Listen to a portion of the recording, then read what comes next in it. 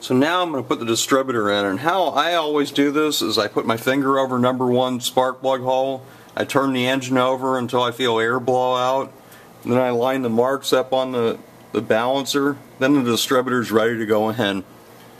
Another way you can do it is take the valve cover off and watch number 1 intake valve open and close, and then line the marks up on the balancer, but this way is easier.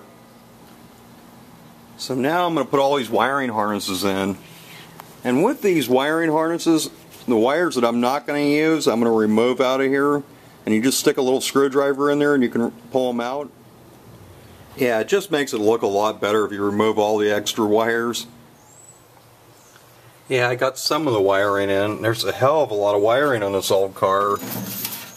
Yeah, and this goes to the temperature sending unit and the oil pressure sending unit, which I don't have yet. Yeah, and these ratchet crimpers, they crimp these special GM connectors.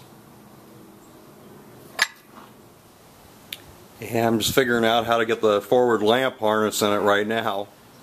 Yeah, you would think when they make these wiring harnesses they'd make it go to more than just one headlight and one running light. You gotta cut the wires and solder it together to make all that work. Yeah, so now I'm putting the rear wiring harness in.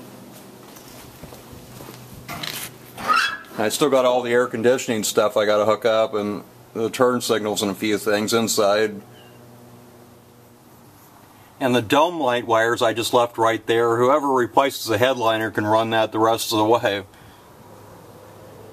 Yeah, I got all the wiring in the rear. This wiring harness is also wired for backup lights. I don't think these cars ever had backup lights. Yeah, if they want to put some in, they can just run that one wire. Yeah, and this is about as much as I can hook up on the AC right now. 2 white wires are going to go to ground, and I'll ground that near the body ground strap, somewhere near the battery. The blue and the green wire, one wire goes to the heater valve, the other wire goes to a switch that's on the receiver dryer that's going to shut it down when it's low on refrigerant, and the other side of that switch hooks to the air conditioning compressor. But I don't have the condenser in yet, so I can't hook any of that stuff up. So this kit that I got to put on the transmission, because it's a $700 to make it work right, it's just got to have power going to it, and it's got a different brake light switch that does the brakes and the transmission. And that's what I'm going to do right now. Yeah, and here's what the original brake light switch had, one of these real old style.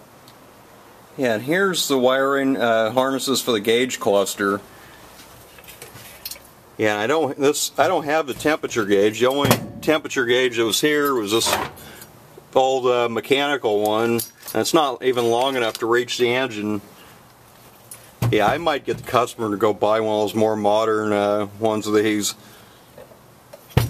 They probably also make an electric gauge to put in this. It's all wired for it.